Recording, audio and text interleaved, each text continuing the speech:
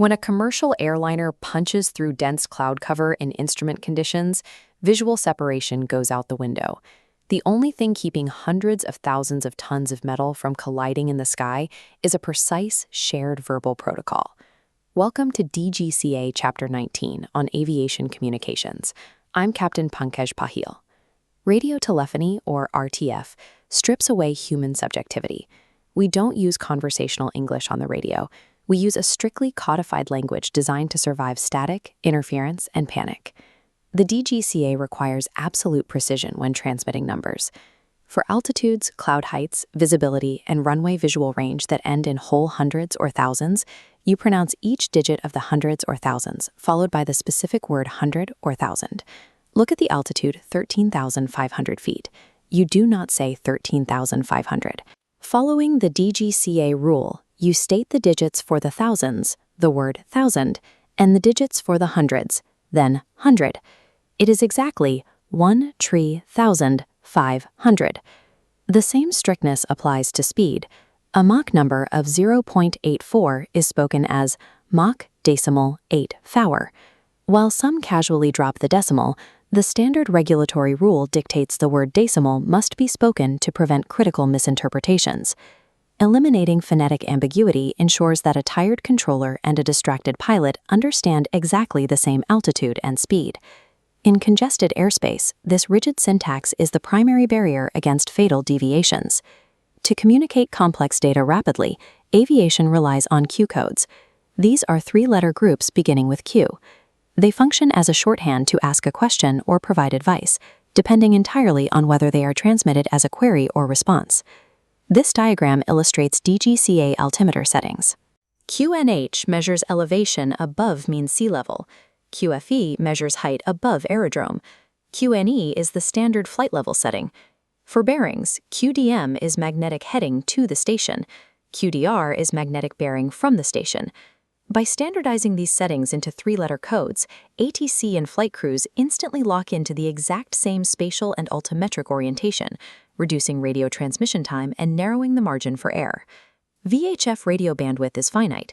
When multiple aircraft need to transmit at once, the DGCA enforces a strict 6-tier hierarchy to filter administrative chatter and ensure critical safety messages override everything else. This graphic breaks down the hierarchy. Top is distress traffic, Mayday, requiring immediate assistance. Below it are urgency messages, Pan-Pan, not requiring immediate assistance. A frequent DGCA exam trap, direction finding outranks flight safety. Locating a lost aircraft takes precedence over general broadcasts. Within the urgency category, there is a specific protection. A protected medical transport is explicitly identified by transmitting the prefix Pan-Pan Medical, ensuring hospitals and medical teams are prioritized on the frequency. This strict hierarchy guarantees that any station must yield the frequency immediately to higher-tier traffic, removing human hesitation during an emergency. Simply saying "Roger" to acknowledge a message is not always sufficient. For highly critical instructions, flight crew is required to perform a verbal readback, repeating the exact safety-related parts of the clearance back to the controller.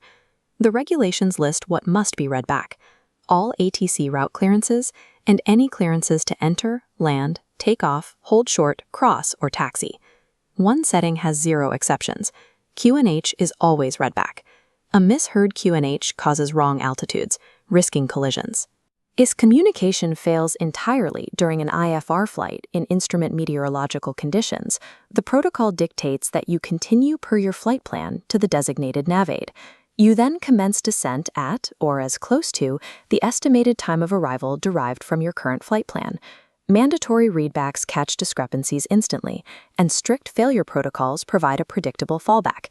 Even when the radio is dead, ATC knows exactly where you are going and when you will descend. Phraseology is only half the equation. You must also understand the physics of the carrier waves. All electromagnetic waves, regardless of their frequency, travel at the speed of light, 3 × 10⁸ meters per second. Different frequencies behave differently based on their wavelength. Very low frequency and low frequency signals travel as ground waves.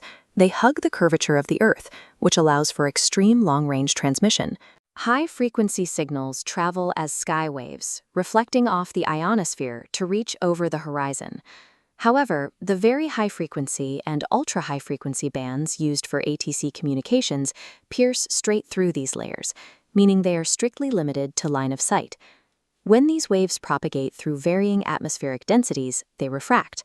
The rule of physics here is that when an electromagnetic wave passes from a medium of lower density into a medium of higher density, it bends towards the normal. If you do not understand these propagation behaviors and attenuation limitations, you cannot effectively anticipate when you will lose contact or how to regain it. Mastering DGCA Chapter 19 requires both disciplines, an unyielding adherence to standardized phraseology to prevent ambiguity, and a solid grasp of the physical properties of radio waves that actually carry your voice. I'm Captain Pankaj. Study hard and fly safe. These rules are the invisible infrastructure of the sky. They ensure that no matter the weather, the traffic, or the emergency, your message gets through exactly as intended.